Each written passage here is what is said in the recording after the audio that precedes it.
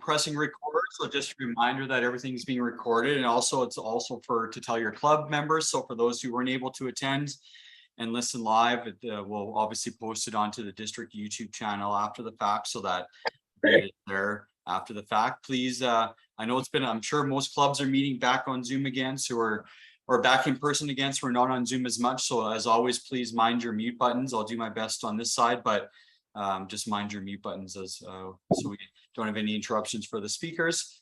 Welcome. Thanks for taking time out of your evening tonight. My name is Robert Wolfson. For those who don't know me, I'm from the Rotary Club of Calgary Chinook. I'm also the head of learning and development. So I'm really thankful that everyone took the time. It's so important, obviously, as we try to inform, educate, and arm our future leaders with the right tools to do the best they can do in their positions. Obviously, we've had different formats for these sessions in the past. We wanted to go back to kind of the traditional PETS and SETS format, so to really give information designed for obviously the president-elects, the secretaries, but really the information is great for all leaders within your club, so everyone who wants to learn it and be more involved. So I know I sent out the agenda on the emails earlier this afternoon, but in case you didn't see it, it's going to look something like this. So we're going to go for 2 hours tonight. As always, we don't want you to be looking at your screen for too long, so we'll have a quick 10-minute stretch break in the middle. Please be timely and be back in time. So we'll start obviously with a quick land acknowledgement. We're actually going to flip the first two sessions. Just I know Karen has another appointment she needs to get to, so we're going to start with strategic planning with Karen Blewett. Then we're going to head on to goal setting with Linda Morris for the clubs, which is so important. And then, as you can see, we have a concurrent breakout session. I'm going to create 2 breakout rooms. We're going to do half hour. I'm not sure. I have the list, but I don't know who is more focused on the president-elect material, who's more focused on the secretaries. There's some that can, some that are not either position. So you can really choose whichever session you want to go to. What I'm going to do is I'm going to create the breakout rooms, and I'll obviously nominate one as one and one as the other. And I'm going to ask you to join all of the participants to join the breakout room that you want to listen to that session. So the first one's going to be Secretary Basics, Joyce Zwick. And then Do You Have a Vibrant Club, which is obviously a membership focused discussion with Dan Doherty. And then Kurt has a great little video for us to share. And then he's going to lead into how to run an effective board meeting, which is obviously great for everyone. And then obviously we'll wrap up with the highlights of what to expect from the next session. This is session 1. We are going to do the next part 2 of this training on Saturday morning, March the 11th, 9 a.m. to 11. So hopefully every one of you can join in that. But if not, we are going to do the whole both sessions together in a one-day event on March the 25th. And as much as you're in the Zoom session, we still welcome you to come to the in-person session, as much as some of the material may be the same. Obviously, you get so much more out of the fellowship and the dialogue that's going to happen across from the table, not just on our Hollywood squares here. So please, as much as you may have attended these sessions, obviously there's no obligation, but please feel free to register for those sessions. And we're going to use the Scotia Wealth Management offices in downtown Calgary at the Brookfield Place building. But for everyone who's registered, I'll send details how to get into the building, because it's a Saturday and where to park, etc. Closer to the event. So without further ado, I'll watch the chat box, so feel free to put any comments into the chat. Again, everything's being recorded. I'm going to create the breakout rooms for when the time comes, but I'm going to pass it over now to our District Governor-elect, Mr. Kurt Kowalchuk. Take it away. Newly back from Japan. Thank you, Rob. So Rotary District 5360 gratefully acknowledges that we are within the traditional and ancestral territories and gathering place for diverse Indigenous peoples.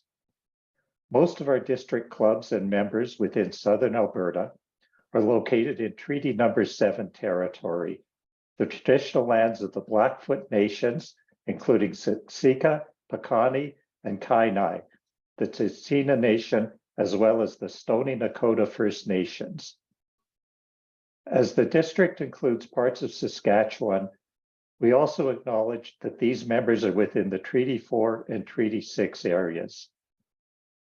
We appreciate all the many First Nations, Métis, and Inuit whose footsteps have marked these lands for centuries.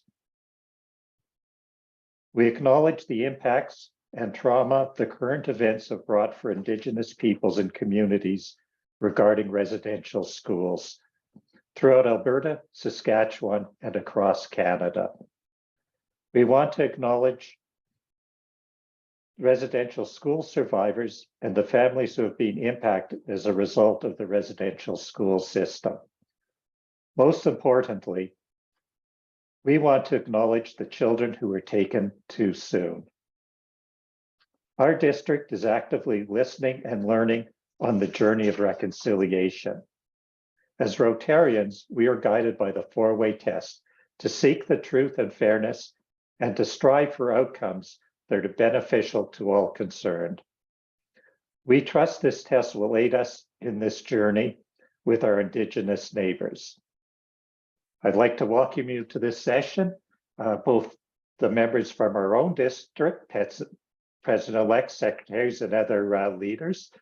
I'd also like to welcome the visitors that we have from British Columbia who are sitting in today as they could not go to their own PETS and SETS sessions. So back to you, Rob. Thanks, Kurt. So I know I'm not sure why there's some people having problems joining another Zoom meeting. Obviously, I'm not sure what that link is. Everyone should have received their own individual registration link to join the meeting. I put in the chat, but if you know of any club members that weren't able to join, just send them your link and they should be able to log in. And also, just to save some bandwidth, I was just going to say that in the chat. If you don't need your video on, please mute your videos during the presentations. Just I think some people are having some breakup issues where and that's just bandwidth. So please, we have a large meeting, so just turn off your video if you don't need it.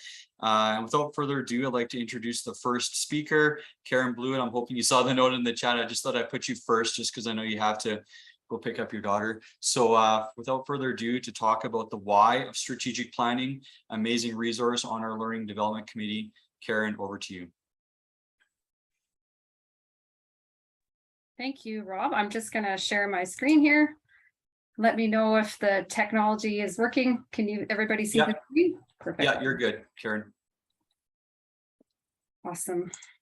All right. Well, welcome everyone. I'm excited to be here to present today on strategic planning. And I'm Karen, and I'm from the Rotary Ignite Club in Medicine Hat and past president of the Rotary Club of Medicine Hat. And I've been doing the strategic planning role in the Learning and Development Committee for a couple of years now. So I'm excited to continue that. And if any clubs ever want to reach out, feel free to just send me an email. So with that, I'll just get right into the presentation.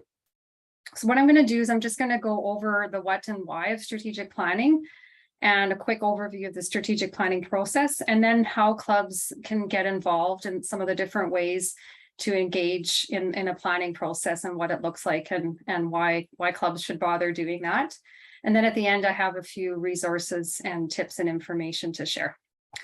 So with that, first what we'll do is we'll just kind of go over the strategic planning.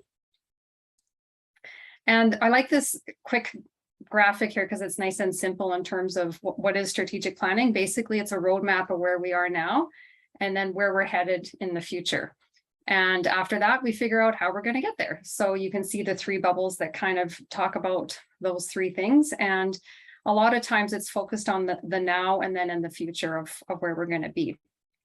Strategic plans usually, and a lot of clubs that I've worked with over the years, are usually done every three years. It's becoming quite a bit more common to do it that way. In the past, sometimes clubs would wait longer, like 5 years.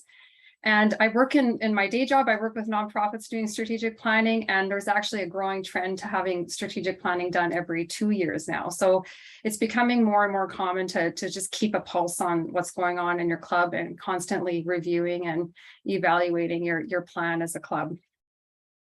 Oops. So I thought this, and if Rob is able to kind of manage the chat box, that would be great. And just to get a feel in the room, how many people are involved in strategic planning in your clubs. So I thought if you want to just answer in the chat, either A, B, C, or D, how involved is your club in strategic planning? You have a plan and you review it often. You have a plan and it's collecting dust on a shelf.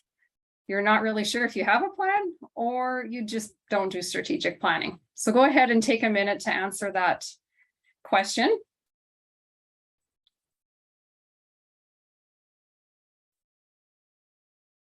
Okay, we've got quite a variety of different things. Looks like a lot of you have a plan. There's some that have plans that collect dust. So we're going to talk about that and how could we engage our clubs in a process to keep that planning alive and why it's important. And some clubs aren't doing strategic planning. So that's a good cross section to get a good feel that it varies depending on where your club is at. So thank you for your response to that. Glad to see some clubs have an active plan as well. So here's a little bit of an overview on some of the benefits of strategic planning. So the first off is that everybody has a better understanding of what your club is doing. I know for me, when I first joined Rotary, well, about 15 years ago or so, I did not understand what was going on. And it took me probably a few years to figure it out. So having a strategic plan is one of the ways that new members and members have an idea of what's going on in the club and what it's all about. The second one is that it relates all of your vision, mission, your goals, and all the action plans that you're doing in a club, linking it to all the decision making and how you allocate your resources or your budget. So some clubs will actually do their strategic planning and then build their budget around that to align with what they're doing in their plan. So if they have a few priorities coming up in the next 1 to 3 years, they'll build that into their budget allocations. The third one there is having a common purpose and a sense of coordination across the club. So that's like everybody knows what's going on and has an idea of where they're headed. So it could be the committees understand where everything fits together, and the board and the members, everyone is on the same page and moving in the same direction. And the last one that I think is kind of a good one that really talks to the why of strategic planning is that it can actually help articulate the club's key messages and priorities, and more importantly, even maybe the impact that you're having in the community. And more, and I know in Rotary, this is really important. We want to demonstrate the impact of our work and how we're making a difference as a Rotary club. So strategic planning can really help with that, get a really good, clear message of what your club is doing. And then another aspect of it is aligning it with other things going on in Rotary. So it could be at the club, the district, Rotary International, strategic plans and what their priorities are. On the right-hand side of the screen, you can see Rotary International has these 4 priorities areas, and I've done some strategic planning with some clubs. Some of you in the room are here today who have actually done strategic planning, and we're happy to note that their goals and things that they're working on in their club are actually aligned with these four priorities that Rotary International has set out. So that's kind of an exciting thing with Rotary as well, is that it links it to the bigger cause of Rotary. The second one is that, and Linda's going to be talking about this after, is aligning the club goals and priorities within Rotary International's My Rotary, and how, and Linda will go through that in some detail in terms of how clubs can do it and why it's important. And so that is another value of doing strategic planning. And then the third one is the opportunity to work with other clubs. And so there might be opportunities to work on, some community service projects or international projects, or it can even be with other community groups in your local area, and being able to showcase where your common priorities are and goals. So this just kind of gives another visual representation of why should we bother. The two on the far end, the community and the partners, kind of talk about them, the outside community seeing what it is that your club is doing. So strategic plans help with that. Also for ways they can get involved or align with your goals, could even be funding opportunities to leverage dollars.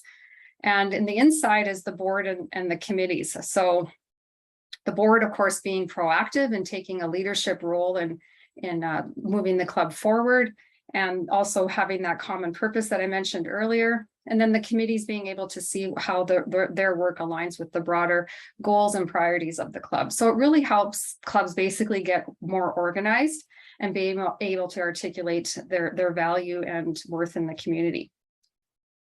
So I put this slide in because when I had done some previous conversations with other clubs, when I did the strategic planning overview, we talked about plans collecting dust sometimes, and also that it gets a little overwhelming with strategic planning sometimes, because we're good as Rotarians and as clubs to do the brainstorming, kind of organize ourselves and start talking, about planning and thinking about where we want the club to move.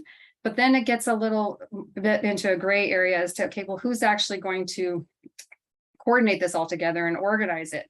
And then how are we going to communicate it? Who needs to know what, what is communicated to the members? What does the community need to know? How are we going to have that communicate? Could be on social media. What do we communicate on social media? What does the community actually want to hear or know about? Getting more to that impact piece. And then actually implementing the plan. So I know some clubs that I've worked with, it's been, okay, these are great ideas. We have so many great ideas in our club, but how are we going to do it all? We already do great work, but it's actually can be a little bit overwhelming in terms of all of us being volunteers. How are we going to put it into action? So that's a good question. I've seen some clubs talk about, well, maybe it's committees that work on that. And it's the whole club's responsibility. It's the whole membership, et cetera. And so figuring that out, what works with your club in terms of how you're going to actually implement the plan. And then the next one is monitoring. That one's really important, evaluation. How are we going to know we're successful? What are our benchmarks? And so when Linda will kind of talk a little bit more about the goals and how you can actually, and how that can be really beneficial of how you capture and record that, and then see how you did at the end of the year in terms of reaching that goal. And then also other ways of just evaluating your strategic planning and where you are at with it. And the last one is celebration. I don't know if we in Rotary do a lot of celebrating of our plans, but now it's becoming more important to do, just showcasing our impact. So I know our club medicine Rotary Club did a Rotary impact assessment. That was a great way to showcase the stories and the value and benefit of what Rotary has done in the community. So more and more we want to celebrate some of those things. So having a solid plan can really help with that. So those are kind of the 7 stages of strategic planning. And I mentioned that because other clubs have talked about, oh, well, we brainstorm, but then we don't really know where the plan ends up, or we get a little overwhelmed once we get into the action planning. So that's okay. And there are different strategies around that you can do to help your club, get to implementing it and making sure that it's alive and well. So I'll just quickly whip through the strategic planning process and a couple of the key points to that. There's a acronym on this slide that's not very exciting, but the VMGOSA, which is not at all exciting, but this tends to be what you'll see in a lot of Rotary strategic plans and other strategic plans. So vision, mission, goals, strategies, and action. That's kind of pretty common to see those key things in a strategic plan. So this is just another diagram of the components of those things, and I'll kind of explain those in a little bit, but each of them is important to be working on at any given time. You can be working on some of these key things. So the first one is your vision, mission, and I don't have values in here, but it's also very important. So some of the foundational elements of a strategic plan include those elements.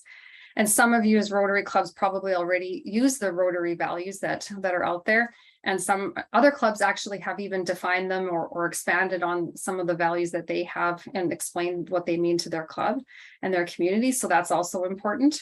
But in the shortest, quickest version, a vision is your long-term outlook of where you want to be in the future, 5, 10, 20 years, whatever it is down the road. And it's intended to be ideal, but realistic. And then the mission is really the what and the why. It's the business that you're in as a Rotary club. And I'll talk to this in a second, but it's really good to have that exercise of talking about what is the purpose of our club and having that conversation with your members. And then also how, that so that the community is aware of what it is that your club focuses on. Which then gets you to the why Rotary. And I like doing this exercise with Rotary clubs because it's really powerful and impactful to do the why Rotary. So what does Rotary mean to me overall? And then what makes my club so awesome and great? And why do I love my club? And what is it that I value about it? And why is my club important in the community? Why are we needed? So that's a really good, important conversation to have. And so that's another benefit of planning, is to have that conversation piece to really feel and gather the input of why people are in Rotary and really touching on that emotional connection that people have to it. These are just some different ways. This is the environmental scanning piece. It's actually one of the most important parts of planning. So with COVID, hopefully, there's some changes for the better. We're getting back to, some more in-person meetings and things, but what kind of impact has our environment had on us in Rotary? And how do we have to adapt? So kind of doing this environmental scanning on a yearly basis is a good exercise to go through. And so these are just a number of different ways you can do that. The wave trend analysis, and there's SOAR and SWOT and PEST and all these acronyms. And, a common one that a lot of clubs work on is the SWOT. So strengths, weaknesses, opportunities, and threats. And these are just some good questions you might want to ask yourself and your club. And just what are we good at? What are we faced with challenges? What opportunities are out there? What's going on in our external world that's impacting our club? Things like that. So this just gives you some examples. And I'll have this PowerPoint presentation for everybody so you can look at it later and you can see some of these questions and use them in your own club conversations if you want. And then the goals and strategies and actions are the next piece. So the what and the how. What are we working on? The objectives that are SMART, and then the strategies are how are we going to achieve our goals, and the action steps to the tactics to kind of put into our action plan.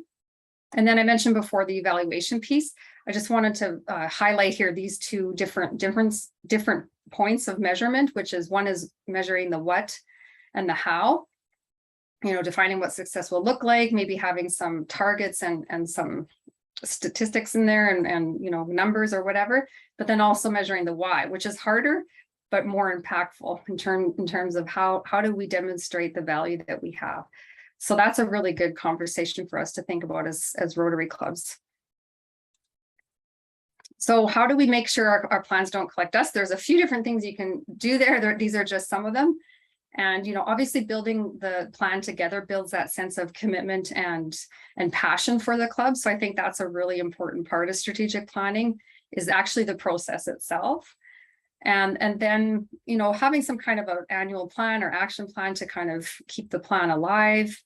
There's also doing things like figuring out what activities our club is doing and linking it back to the strategic plan. And the second last point there is reviewing our goals and our outcomes and results. So actually kind of doing a bit of a check-in to say, hey, if our goal is this in our Rotary Club, where are we at with it? So maybe not just doing it on an annual basis, but kind of doing a little bit of a pulse check every once in a while with your club and with your members on where we're at with our goals. So how do we engage clubs in the planning, and why should clubs bother? So I just wanted to mention these things, and this isn't necessarily an easy thing, but when we talk about why strategic planning and why is it important, it's also really important for us as club leaders to make it compelling. And I kind of geek out on this because I do this in my day job, but I can understand where the thought of strategic planning might give people some heart palpitations and they might want to, start having a snooze or something. But so you have to make it really compelling for people to want to feel engaged and a part of it.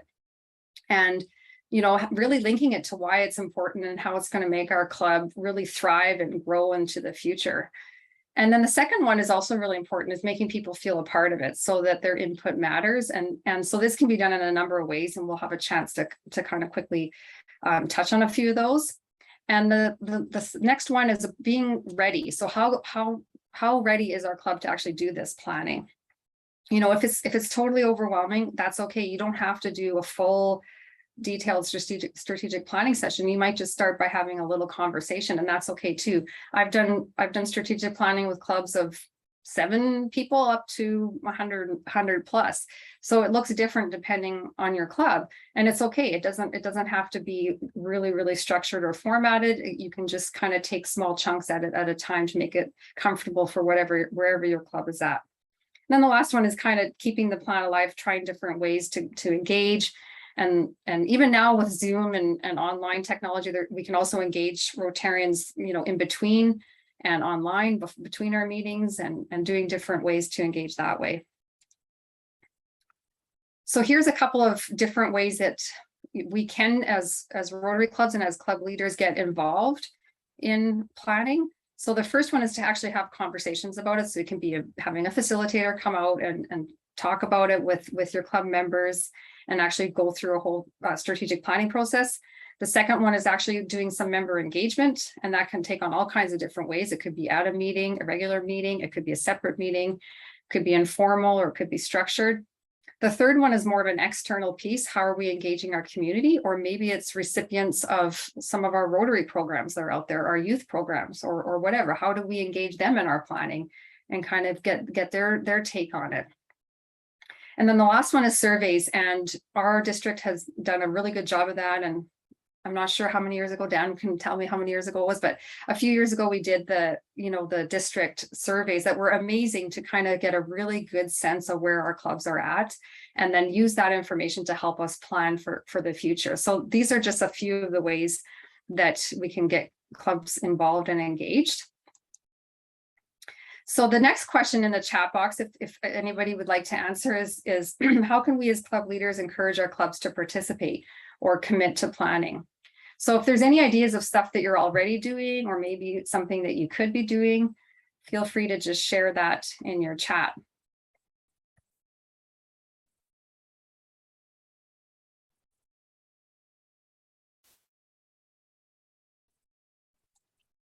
We'll put about 2 minutes to go, Karen. So Okay. Thank you. All right, I will go through. Don't have too much anymore, or anyway here. So the club, what are the club's leaders' role in the planning? So leading by example and encouraging members to participate, and actually building in the time to committing that time to plan is really important. So it could just be an annual commitment to planning and having some sort of engagement that way, and following through on that planning process. And then last but not least, actually communicating that plan. So how are we going to communicate it?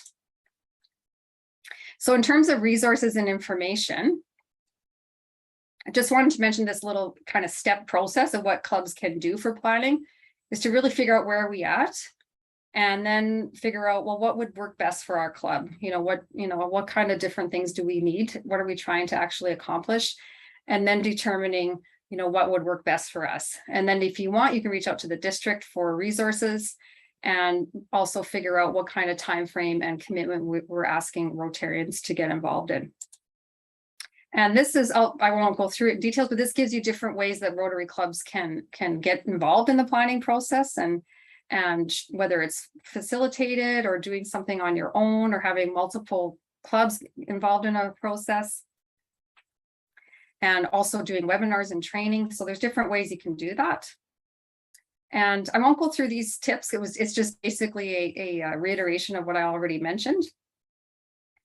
But here's a couple of samples of, visual samples. You can't read the content, it's too small, but strategic plan templates. And I have lots of those if anybody wants to use them or have them. I've also worked with clubs where I just give them a PowerPoint presentation, and then they go and have conversations on their own in their clubs. These are some samples of one-page strategic plans that I've either worked with clubs, or else I've seen other clubs use, samples from Rotary International. These ones are actually Canadian examples, but and actually one of them is a district example, but just kind of giving people a one-page overview of strategic planning. And then here's some resources that when I send the PowerPoint, or when you get the PowerPoint, you'll see those resources for strategic planning. And yeah, that kind of gives you a quick overview, and I probably don't have any time for questions. But if anybody wants to reach out, feel free. You can see my email address there, and most people will be able to figure out how to get a hold of me. You can get a hold of me through the district if you need to. And yeah, and I'll pass it back to you, Rob. Thanks, Karen. Yeah, sorry, I know it's tight. I know 20 minutes is not enough time to get into the full strategic plan discussion, but you did a great job. Please put I know it's in the presentation, which I will email it to everyone afterwards, but please put your information in the chat. So everyone sure. Karen, that'd be great. And thank you so much. Thank you. Great job on our committee for the district in that capacity. So I would encourage all clubs. There's lots of great comments in the chat. So if anyone needs Karen's help, that's what she's here for. Reach out to her. So I'm going to pass it over now to Linda Morris, another amazing member of our Learning and Development Committee, to talk about goal setting. So Linda, you should be able to share your screen as well. So I'll pass it over to you. And same thing, we'll take about 20 minutes on goal setting. All right, thanks so much, Rob. I don't know if I'll need the whole 20 minutes, but we'll see. We'll carry on. So everything that Karen talked about, I'm going to shrink you down here so I can see everything. Everything that Karen talked to you about in your plan, you can use the My Rotary Central for matching and tracking all of your data. So imagine if you wanted to do here's where we're at a club forum, and just we're able to go into this one place and pull up all your data. Here's our membership trends for the last 5 years. Here's our foundation trends. Here's our activities for volunteering and our activities for fundraising. And here's how much everything took, how much time it took, how many volunteers it took. It's all there. And I'm struggling to understand why clubs are not using this. This is our 3rd or 4th year doing this, and we've had actually very, very little uptick on it. So if you'd like to throw in the chat as we go through this, what your challenge is with it, or what it is that you don't like about it, or why you're not using it, I'd be all ears. I'd love to know what it is we need to do better here. Anyway, so the dashboard is the first place you're going to go, and it gives you a real pretty picture. There are some detailed reports. So this is the why. There are some great detailed reports that you can get. And I know you can get this. I chose the wrong one. I chose the membership one. You can get this one anywhere in Club Runner or My Rotary. But, you know, they're great reports. They're detailed. They tell you where you've been, where you're going. And you're able to have a quick look and share with the rest of your members.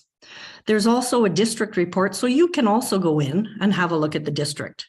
So I pulled this report a few days ago. So you can see we have 45 clubs in Alberta in 5360, and you can see how many clubs have set goals.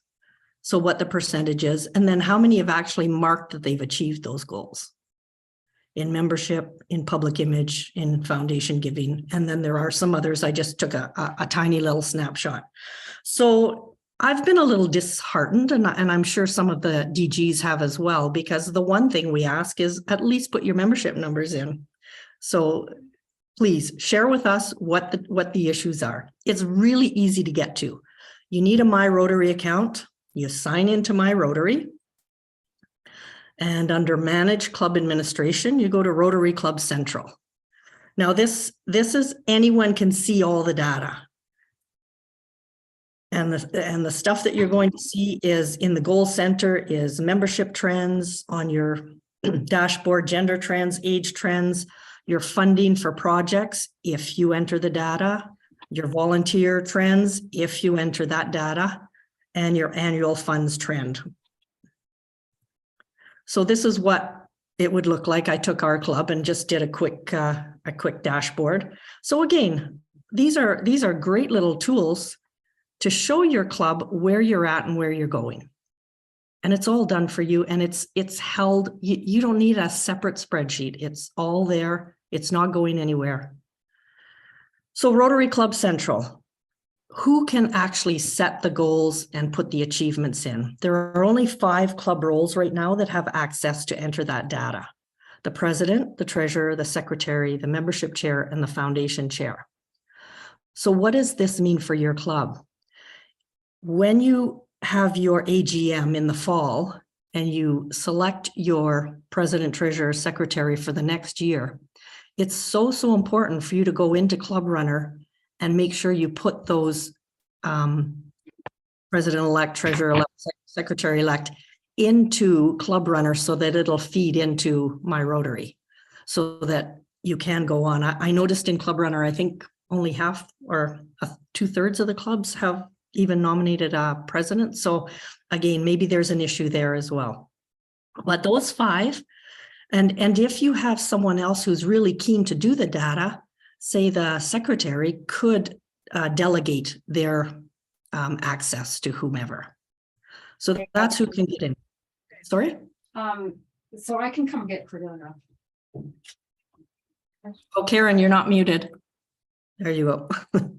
So what kind of goals can you set or objectives can you set in My Rotary? There are 5 big groupings. The membership, of course, is a huge one. Public image, Rotary Foundation, Young Leaders, and Service. Now, service in the goals is one line, but there's also a separate area where you can put all your volunteer activity and all your fundraising activity in, if you like. So maybe just throw into the chat, do these 5 categories cover the big themes of your club goals? If not, what's missing?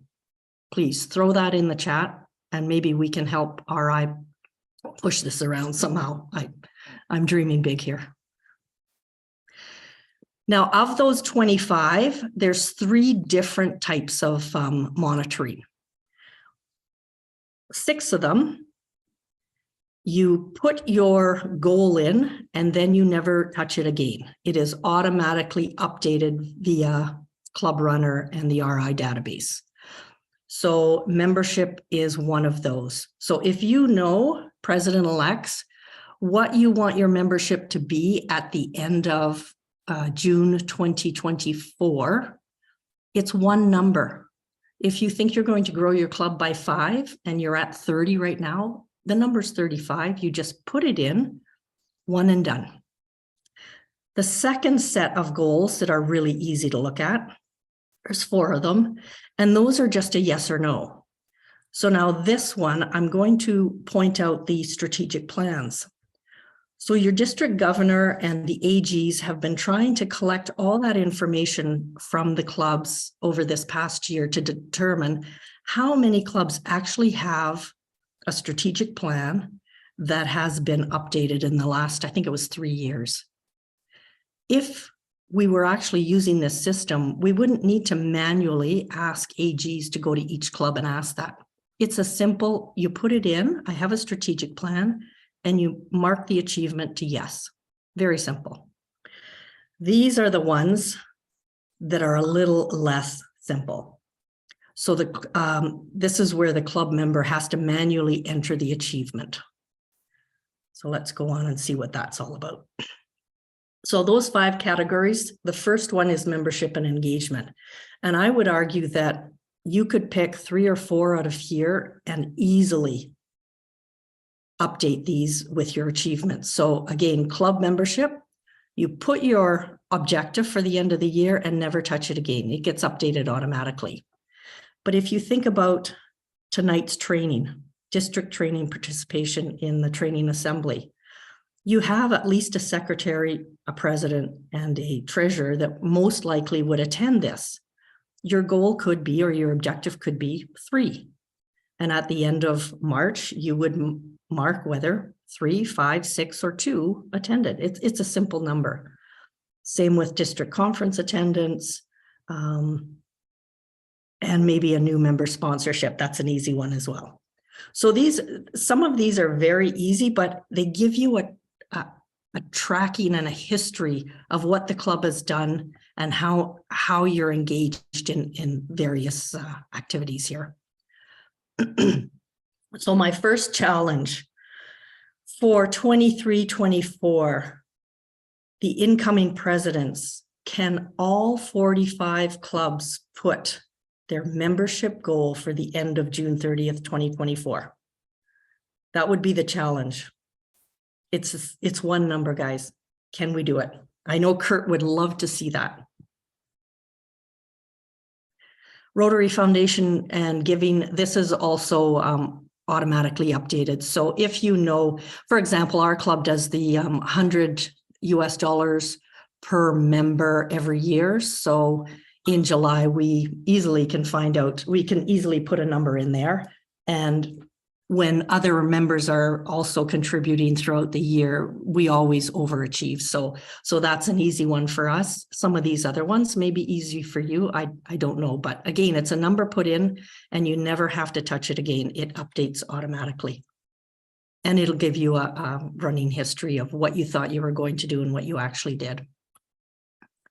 So this one, the young leaders, this is the manual one. But look at the categories: Rotaract, Interact, Inbound Youth Exchange, Outbound Youth Exchange, and RILA. Our club does RILA every year. We do an inbound and an outbound when we can. We have an Interact club and we don't have a Rotaract club. So we can put a goal for all 4 of those 5 and know we're going to achieve it unless something drastically happens that we can't send a student to RILA, or we run out of money, or RILA's canceled, for example. So again, simple. And I don't know if these are things that you want to track. The public image, this one, there's that strategic plan. It's a yes or no. I'm challenging you to just do the membership, but I would love to see this one as well, because Karen has been working on the strategic plan for 2 or 3 years as well. This one, we should all be able to say yes. It would be an easy one as well. And the last one, again, should be an easy one to say yes to. So I would again suggest these are not tough to track, nor to set a goal for. So let's take the next step. So that's your goals of membership and, foundation and all of that sort of stuff. But let's go to service activities. And this is where our club has used it extensively. It's not perfect. We don't count every single minute, but this allows us to put in the number of projects that we're going to do, the fundraising projects, and sort of estimate how many volunteer hours and how many volunteers we need for each of those service projects. This is the summary you may get at the end. So again, this is from our club as of this time, as of maybe a month ago this year. So we projected we're doing 20 service projects. We've done 10. We've projected this many hours. We're almost, we've got some big golf tournament and big fundraisers coming up. So those will go up. And we've projected we're going to, donate $1,000 to some of these, and we've already passed that. So again, it gives you a nice little chart that you can update your club with as you're going through the year, and it's easy to do. Behind the scenes, you can also do like a 5-year detailed. So how many volunteers did it take for our casino fundraising? How many hours was it for our Homes of Hope? Not our Homes of Hope. Let's say our food bank volunteering. How many people did it take for us to do? How many did we actually send? How many hours were projected, and how many did we spend? So this you can get these detailed reports for, I think they're 5 years running. All right, so I'm not going in to show you how you do all this. I'm going to suggest if you want me to take you through it, I'm more than happy. Nobody's ever taken me up on this yet, so I'm looking for the first club that wants to know how to input all this stuff. It's simple. You shouldn't need me, but I'm more than happy to be there. Under reports, you're going to find all of your club reports, and then you'll also find the district reports. So the district measures the growth in membership quarterly, and this is something that in their strategic plan and their objectives that we make sure we update those numbers every quarter. So that's already something the district's doing, and these are some of the reports that you can get for the district. And then there's just general resources. So if you think you want to try it on your own, and you're not sure that you're going to break something, the general resources are going to give you really step-by-step how to set the goals, how to progress the goals, how to record service activities, and all sorts of other information. I just, again, took little samplings here. And I'm going to stop there. I think I've got 6 minutes left, or 5 minutes. Yeah, great job, Linda, getting us back on track. There are a couple questions, so I'm going to ask on their behalfs. Can you edit and add any categories that may be specific to a club's goals they want to track? Can you edit or add your own categories? Only in the service and volunteering area. Service activities it's a blank slate. You add whatever those are, but no, under the club goals or under the goals, that is RI set. And that's what I'm saying. If those goals don't work for you, maybe it's something a DG or someone can suggest going forward. Well, that should answer the question, I hope. If not, that person can ask in the chat again. If we've never done it, is it too late to start now? No, never too late. Never too late. That's what I said too. So I'm glad you matched that answer. And then also, so it's not, so then that answers this question. Is it too late for 2022-23? I mean, as much as we're already most of the way through the Rotary year, like, is it too late for this year? No, I would actually suggest that this would be a great year to practice. You already know where you're at, so you could add whatever you want in there and practice and put the goals in. You can put your membership in. We don't know, we're not at the end of the year yet, so that would be a great number to put in. And then if you wanted to play around with the service activities, you could put some in that you've already done and mark them as done so that they show over on the done side, and then you'll get the lovely charts. So I would say no, use this year as a practice. Okay, perfect. We have 2 more minutes. Is there any other questions? If there is, just feel free to unmute yourself and ask away.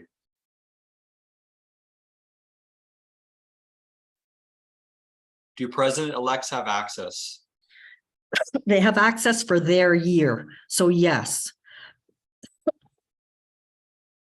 So if you're president-elect, you have access to put the goals in for 23-24. Okay.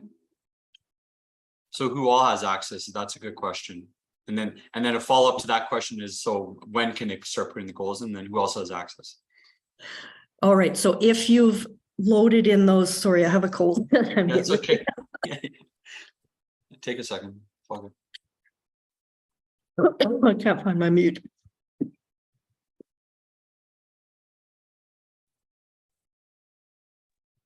Sorry, if you've nominated who your president, secretary, treasurer-elect are, you can start doing it now, but that's the trick.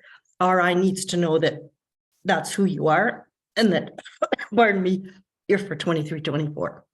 Okay, take a sip of water because this next question is a doozy, and we'll end on this question.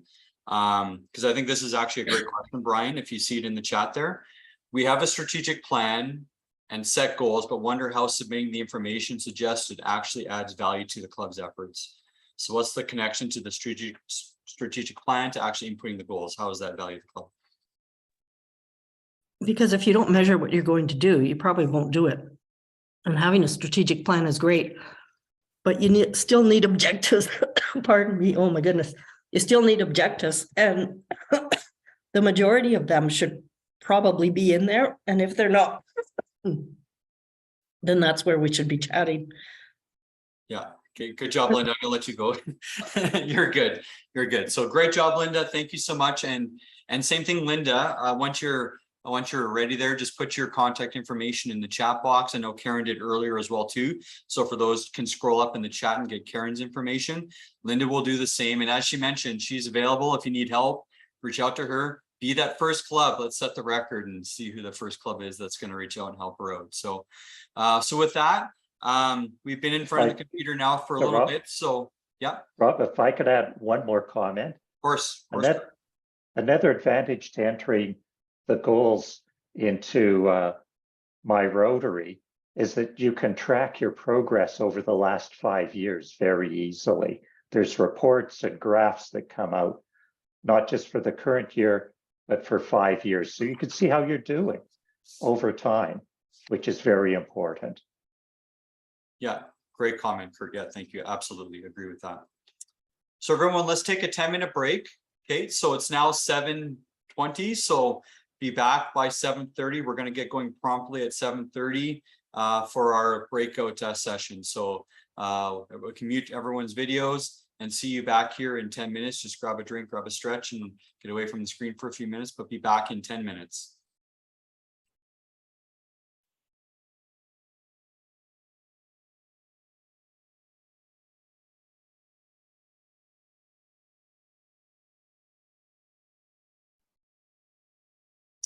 All right, everyone, welcome back. Hope you enjoyed the breakout session.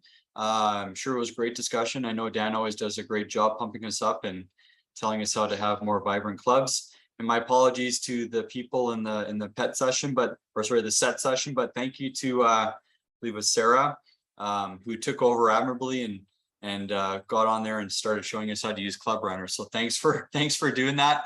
And you're a lifesaver for sure. So thank you so much. And Joyce apologizes. Joyce, who is our presenter, unfortunately had right when she was supposed to present, she lost her internet connection and disconnected, and she couldn't get logged back in. But we're going to make sure we reach out to all of the people that were in the set session with the data, and we'll get the presentation into you that Joyce can present. And of course, we have her again next week as well too. So without further ado, just want to pass it over now to Kurt. I know he has a video that he wants to share, so he'll set that up, which will morph right into his session on how to run effective board meetings. So District Governor-elect Kurt Kowalchuk, take it away. Thank you, Rob. So earlier, Karen mentioned very briefly the Rotary International Action Plan. Rotary has identified what it believes is the single most pressing challenge at this point in time. The disconnect between what we are now and what we need to be and what we want to be in the future. RI has developed this action plan to tackle this issue. When you're working with your clubs to develop your strategic plan, it's probably a good idea to think about what Rotary International sees as one of our biggest problems and how they're tackling it. Much of what they talk about in the action plan is applicable to clubs and should be, in my view, should be considered by clubs. So a quick 2-minute video.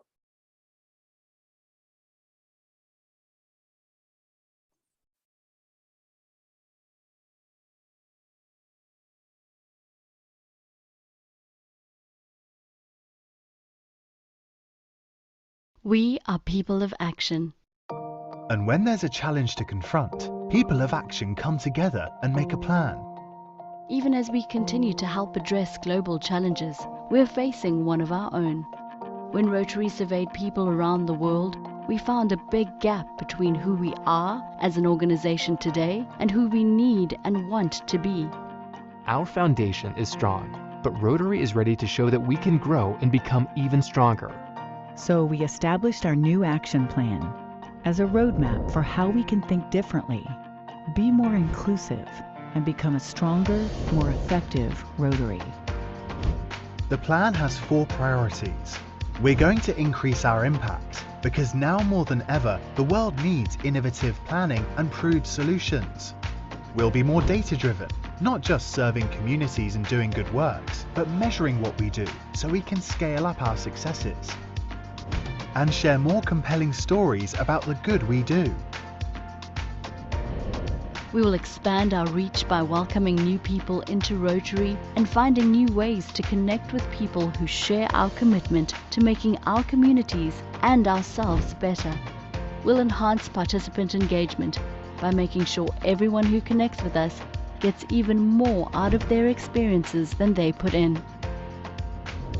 And we'll increase our ability to adapt, because staying ahead of change while staying true to who we are is exactly how we make sure we have the staying power it takes to lead a new century of change. Rotary's action plan is ambitious, but we can do it. If we work together on new ways to think, plan, and take action, we will bring our communities and our organization to new heights. Our legacy is in the making. Ready to do your part? Let's show the world what it means to be people of action.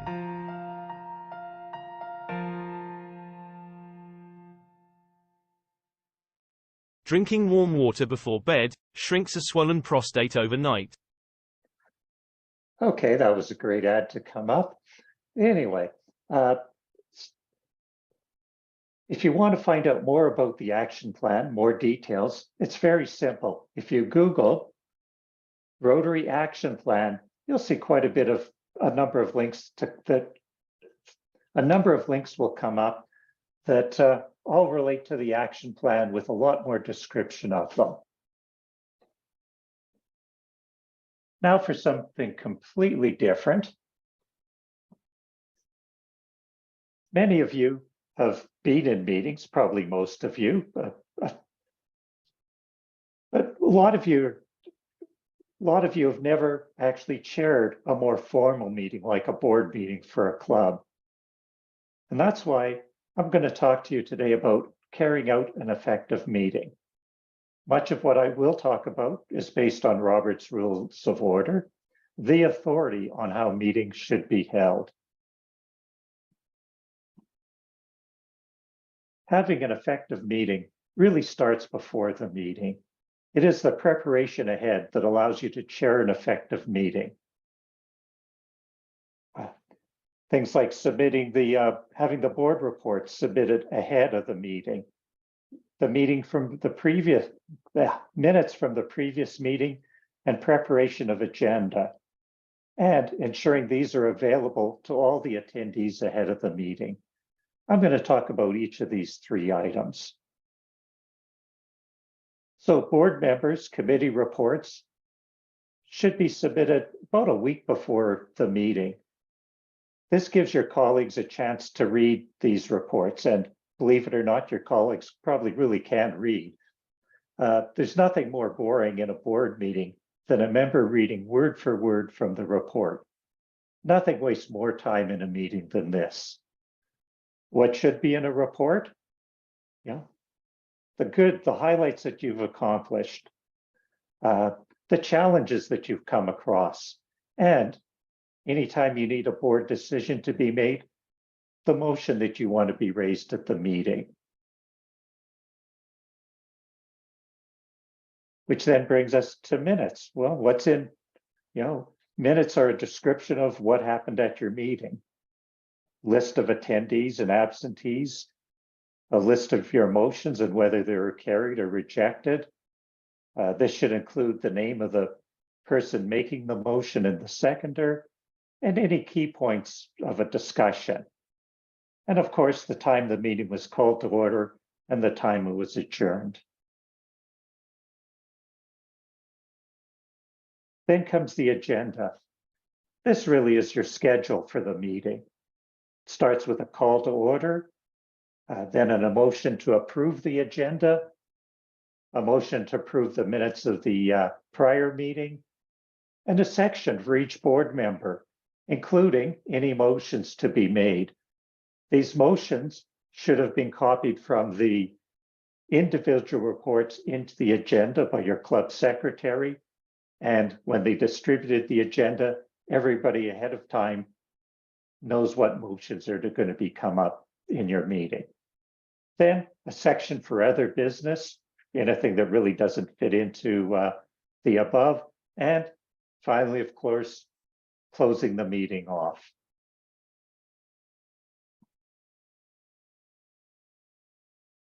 Well, start with calling the meeting to order.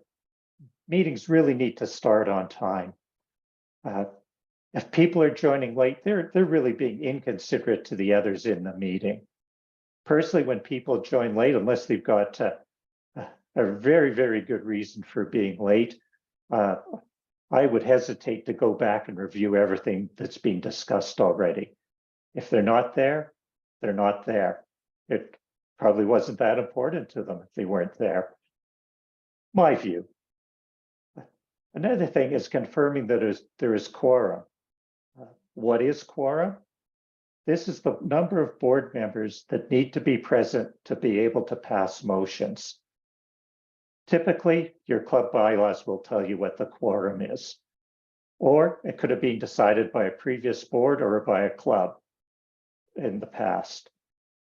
Your board meeting can continue without quorum. However, you cannot pass any motions when you don't have quorum. Which comes to an important part of any board meeting, making motions. So for a motion, you need a mover who can make a few brief introductory comments and then state the motion. Usually somebody will second the motion. If not, the chair can ask for a seconder. And this is something important that I've seen missed before. Is if there's no seconder, the motion simply dropped without any discussion. If nobody's willing to second it, it obviously isn't worth discussing. Should point out, when you're making a motion or seconding it, it doesn't necessarily mean you actually agree with the motion, only that you feel the topic should be discussed and voted on. And like I said, I'll repeat it again, it's important. There's no discussion until the motion has been made and seconded. You don't start talking about the motion until that happens. Discussing a motion.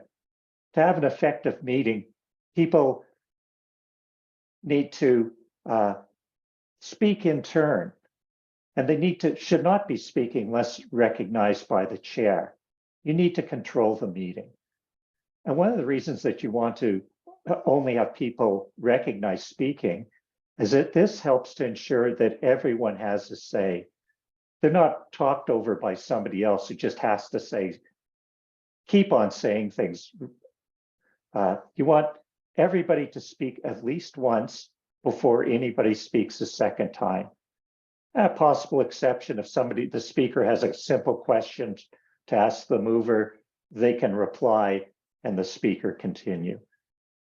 And something, to ensure that everybody has their say, before starting a second round of discussion, the chair should ask those that have not spoken if they wish to add anything.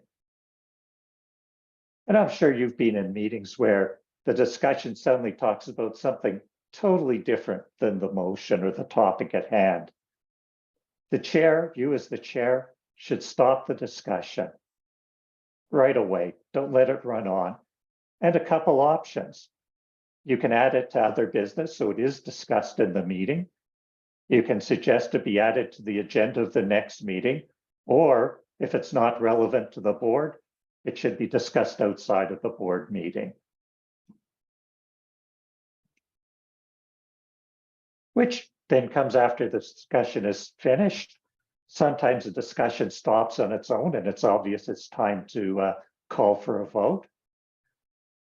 There's other times when you as the chair have to step in and stop the discussion. And this is when it's going around in a circle. People are saying the same thing over and over and over and over and over and over. Nothing new is being added on. It's time for you as the chair to control the meeting and say, hey, time for a vote, nothing new is coming up. You have to be polite and diplomatic, of course, or not if that's your style.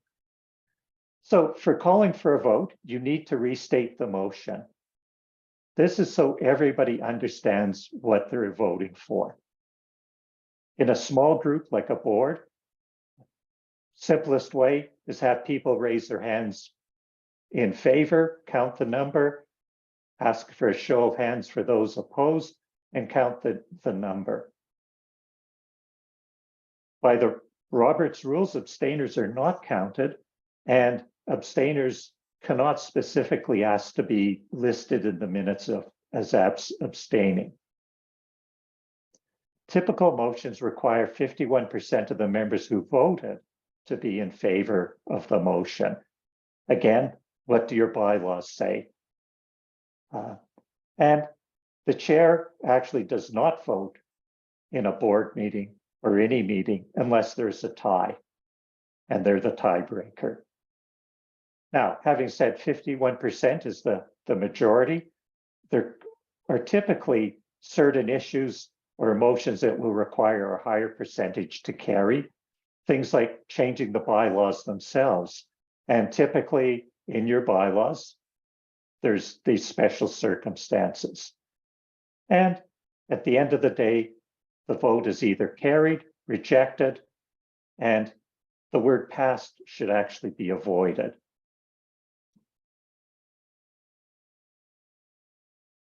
Then comes the idea of amending a motion. Often before a motion, well, a motion's still being discussed, somebody suggests a change to it.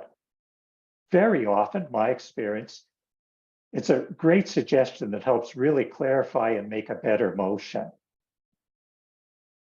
And if both the mover and seconder agree to the changed motion, then this becomes the motion that will be voted on once the discussion is completed. Sometimes they do not agree with the change. If they don't, then the amendment needs to have a mover and seconder, and the need to make the amendment is discussed and voted on. After that, if the motion to amend is carried, the discussion continues with the amended motion. the motion's rejected, you carry on with the original motion. And coming back to, once everybody's finished discussing a motion, you have a vote. Now I'm going to talk specifically about approval of the agenda. Typically, it's a secretary who moves that the agenda be approved, and another member will second the motion.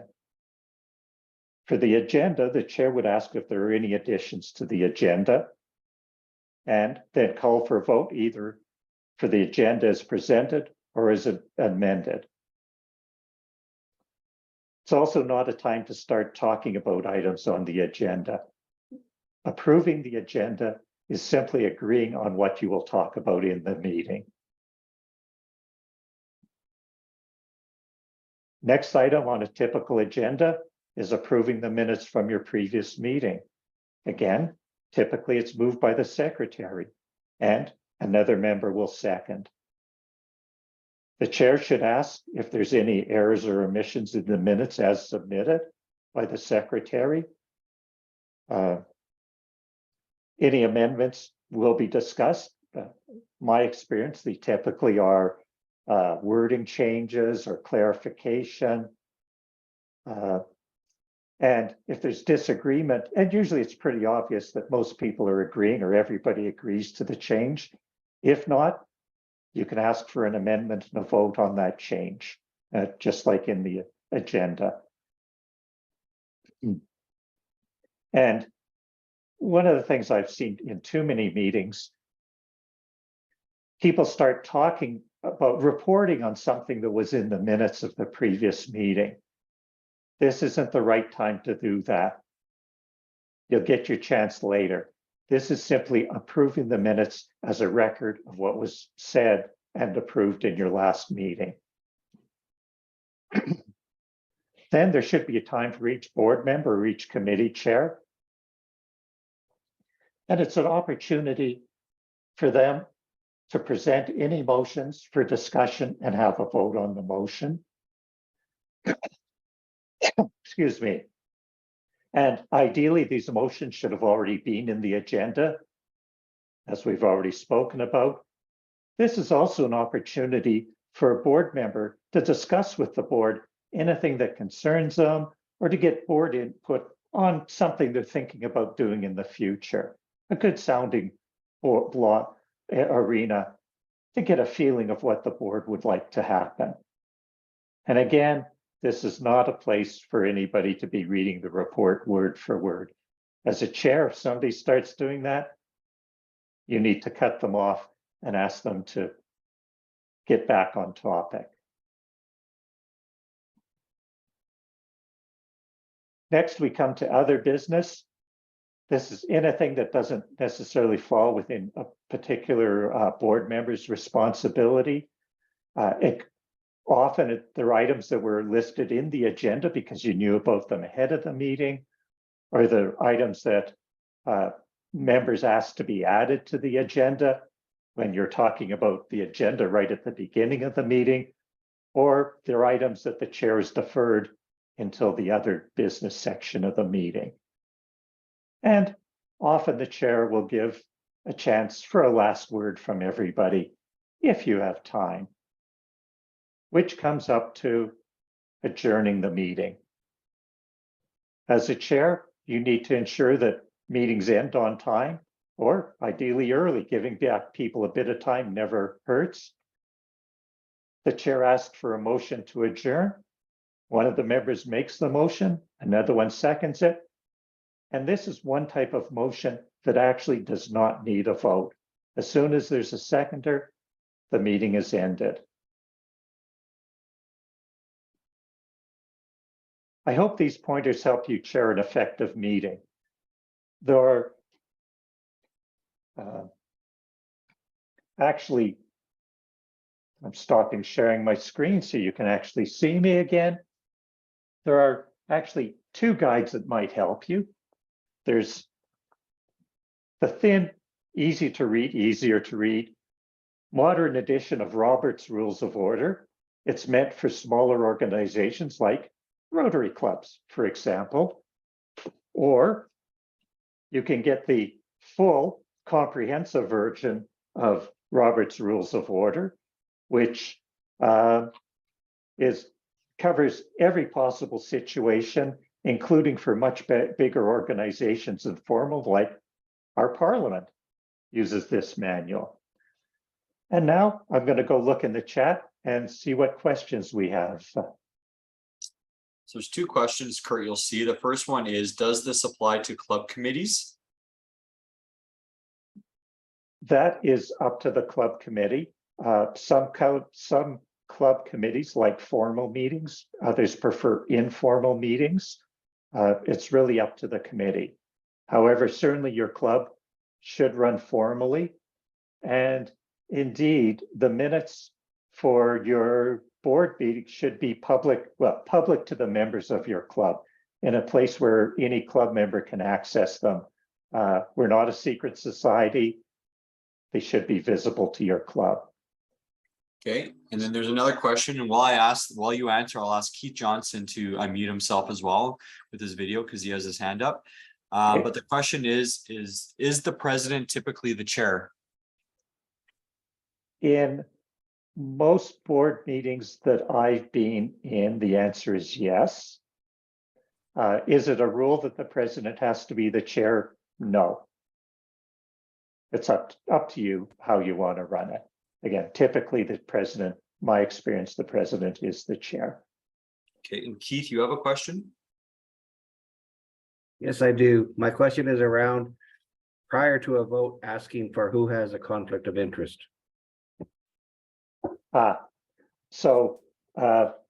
According to Robert's rules, is that you shouldn't have to ask. Anybody who has a conflict of interest should declare it when they hear about the motion or when the motion starts being discussed. Although if you suspect people do have a conflict and aren't stating it, it wouldn't hurt to ask if anybody has a conflict. I mean, some motions are, it's pretty obvious there's no conflict, but there's others, potentially there are. Distributing funds, for example, to a third party. Possibly one of your members is on the board of directors of that organization. So yeah, you certainly can have conflicts of interest. And they do need to be disclosed. Thank you, Kurt. Thanks, Kurt. And then Robert Shepherd, do you have a question? Yes, regarding conflict of interest, a person can declare it, but my understanding is that the group can then override it. Because in a smaller community, it's going to happen where your business is involved with something else. You've declared your conflict of interest. The group says, yes, we understand, but we don't consider it.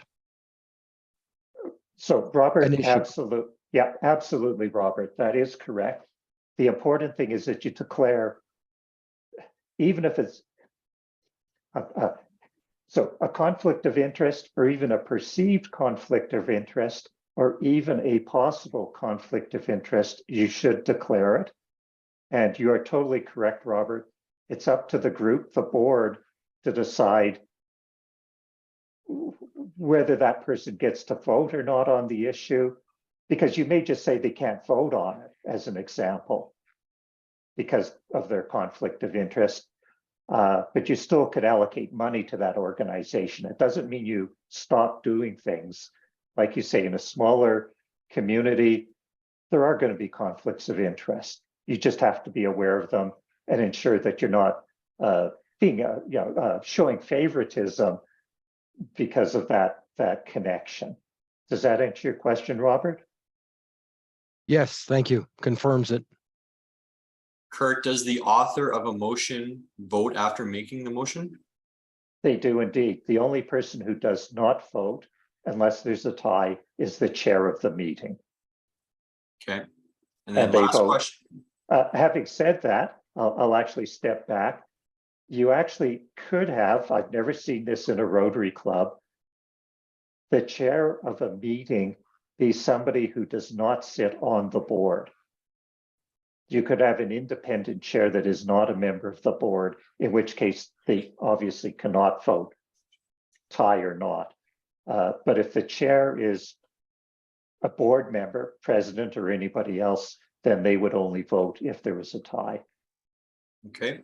And last question, Jeff Tonkinson, go ahead. Hi, Kurt. Sorry, it's Anthony. Bev and I are on the same computer.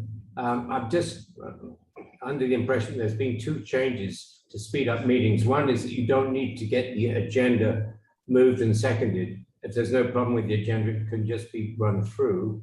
And the second is you don't need to adjourn a meeting if you've completed the agenda. The meeting just is ended. So according to Robert's rules, from what I understand, not quite. But so going to the agenda, if everybody agrees to it, the vote is very quick anyway, because you shouldn't have anything to discuss. It's a simple motion. Who's in favor? Likewise, adjourning, you only need a mover and a seconder. You don't need to take a vote. So the time saving is pretty minimal. Now, if you wish to run your meetings without doing that, that's perfectly fine as well. These are suggestions on how to run an effective meeting. How's that, Anthony? Okay, and Kurt, there's one more question in the chat, so maybe I'll just have you read it at the same time from Dave Simmons. If a source of a report calls for a motion to accept or approve the report, does that person also vote to approve or accept? They do indeed. Yeah, the mover of a motion or the seconder of a motion or the person who submits the report, presuming they're on the board, yes, they all have the right to vote on it. Awesome. I got the thumbs up from Dave, so that's perfect. So thanks, Kurt. Awesome presentation. Obviously, we're all heading into, or not all, but we're all moving. A lot of us are moving into chairing board meetings and whatnot in our club. So this is really good information to know. So thanks for sharing that. And there's been lots of requests for your presentation. So we'll, as always, we'll send that out with the rest of the presentations. Great. That's what I was going to ask you to do, since I see a very high demand for that popular presentation. There you go. Perfect. So just we're right at the end of the session. So there's just couple quick things I need to do, then we'll get you out of here. So just a quick teaser for the next session, which of course Saturday, March the 11th, again via Zoom. So you should have registered and got your individual link. But if not, just register again. You'll get a new link or share it among other people if they're having difficulties. But it should just register again through the District 5360 area calendar. Very similar format to the day. A quick welcome, land acknowledgement. That we're going to go through the District 5360 crisis management plan with Mary Turner. We're going to go through the new updates to the vulnerable persons policy with Doug McDonald. Then we're going to have actually just two back-to-back concurrent breakout sessions after our stretch and screen break. We're going to go through Club Runner Essentials with Charlene Bearden. We're going to go through land acknowledgements with the Indigenous Relations Committee. Brad or Jim is going to come and talk to us about that and just how to handle them in your club. And then we're going to carry on with the secretary basics. Might be part 1 or part 2, depending on what Joyce has to present. Hopefully her internet is better then. And then I'm going to talk about the Rotary Learning Center as well, and what the great information is on with that. And just a quick aside with that is there's a couple people that just reached out to me individually on email, just because I know there's some courses you can do that I'd requested that you do in advance of these sessions, because we don't cover that topic. So I'm actually going to stay on the call after this meeting today. And if there's any, and I'm just going to, it's only going to take less than 5 minutes, but I'm just going to walk you through how to log into your My Rotary and find where the Learning Center is, and then where those learning plans are. I'm going to go through that in the session, but if you want to do that today in advance, to start plugging away, feel free to just stick around at the end, and I'm just going to share my screen and walk through how to do that. And obviously we're going to wrap it up, and then we're going to hear what great things we have coming up in the year ahead from District Governor-elect Kirk Kowalchuk. So I'm going to stop sharing my screen with that. And so I just want to say a quick thank you again to all the presenters that spoke today. Thank you to the participants for listening. Again, just like with our, I know we have the district conference coming up, so a quick plug for that if you haven't registered, but I always find that, you know, again, I play that song, I Feel Good by Michael Bublé, because when you just get engaged, when you start to, you know, listen to these types of conversations. So I really appreciate the thought and the effort that's been put in by the presenters. Thank you to all of our friends from District 5040 and the BC Rotarians. I hope you got value out of it. Of course, we picked the topics. Some of it you're likely going to know, but I'm hoping that you took a couple of tidbits away from the session that made your time worthwhile today and again in the next session coming up. And then we're going to do it all again in person on March the 25th. I'm going to email all the slides. I know I sent you all the agenda today, so I have all your emails. So once I get all the slides, I'll make sure everyone gets them. And I think the best way to end it is, of course, happy trails to you until we meet again. And I look forward to seeing you on March the 11th. And of course, please stick around after today if you want me to quickly show you how to get onto the Learning Center. So thanks everyone for taking the time. Happy trails to you until we meet again.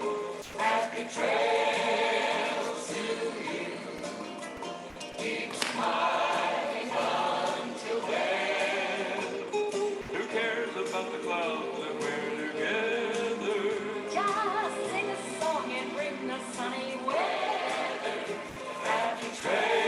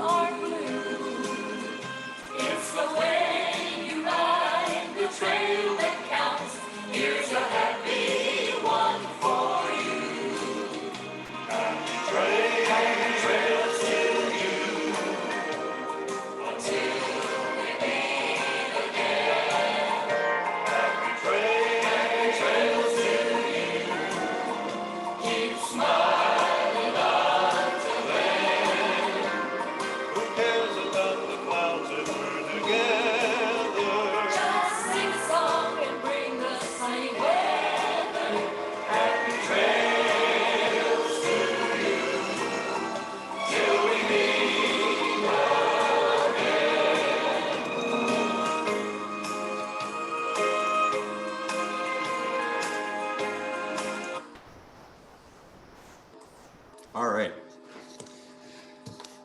Cool pictures. Okay, so for those who want to know, so it's very simple. And for those who don't know about the Rotary Learning Centers, access through your My Rotary account. It's an amazing resource. So there's lots of great modules on there. There's lots of just kind of quick ones, like 15, 20 minutes. And there's more learning plan structures, which give you multiple courses.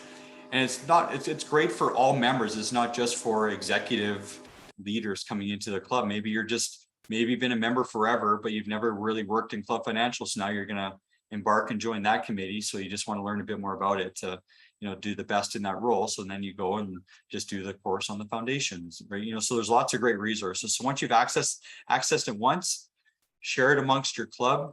I'm the chair of the Learning and Development Committee, but before I took on this role from Rick Eistedt, I was the Learning Center liaison. I'm happy to speak to any of your clubs at any time about how to access it, how to get onto it, go through your club stats, tell you how many members have used it, etc. So just reach out to me and I'm happy to tailor a presentation as a guest speaker at any of your clubs.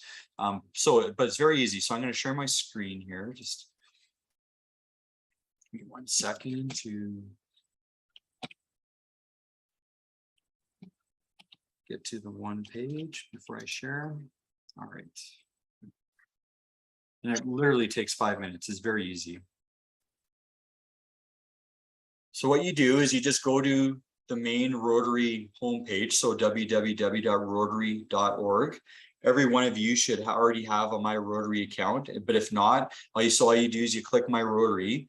If you don't have a My Rotary account, all you have to do is there's a a join button, so you can, or register button, then you can register to get a Rotary ID. My recommendation, if you do have to do that, is to use the same email address that Rotary has on file for you already. Don't use a different email address than what's on record for you already on file.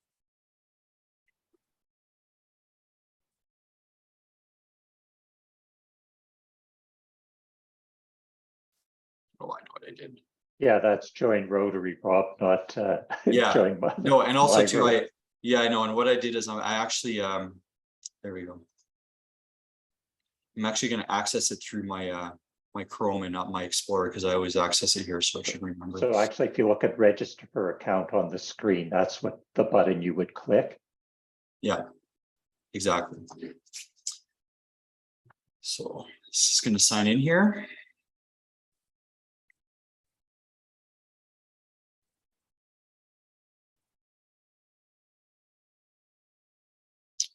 So once you're, this is the My Rotary homepage. This is the same homepage that Linda was saying about going to do your, go to your Rotary Club Central. This is where you would find that as well. So it's all under the same homepage. But what you do is you click Learning and Reference, and you see the drop downs that open, and then Learning Center is right here. So you just click that, then it takes you to the Rotary Learning Center.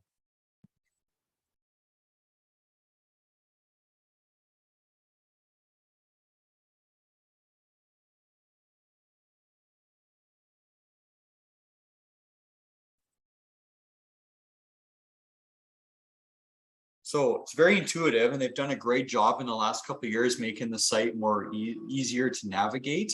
But it's very basically, there's courses on about Rotary leadership, whether it's club or district. There's general courses, there's membership specific courses, professional development, which is a lot of the courses that are with our collaboration with Toastmasters, stuff on the foundation, public image, service. A lot of the youth courses are under the service category. So you can just click here, or you can, as like all websites, there's a search bar at the top, so you can just click in there and go search. In the top, it's kind of hidden, which I wish they would make this a bit more visible, but in the top left-hand corner, there's a little drop-down menu as well with different learning topics. You can favorite courses. There's your dashboard, because it's an online tool, and some of the courses do take a bit more time, and maybe it's an hour course, but you're just kind of killing 20 minutes. So you can start a course, exit it in the middle, and then go to your dashboard, and you can pick up where you left off. So you don't be daunted by if it says it's going to take an hour and a half. Like, you don't need to sit there and for an hour and do the course. You can kind of do it in chunks at a time, and it tracks your progress. And here's all the different keeps track of all the courses you've completed as well too. But specifically for your group, so you click Club Leadership, and you can see there's lots of courses that are just one course. So for example, the very first one, it says Be a Vibrant Club. It says it's 15 minutes. You can tell it's just one course. But then you can see under the other ones, it says Learning Plan, and you can see there's multiple tiles. That means there's more than one course. So it's called the Learning Plan structure. So there's Club President Basics, there's Club Secretary Basics. So as you can see, you just click that. So I'll show you both, but Club President.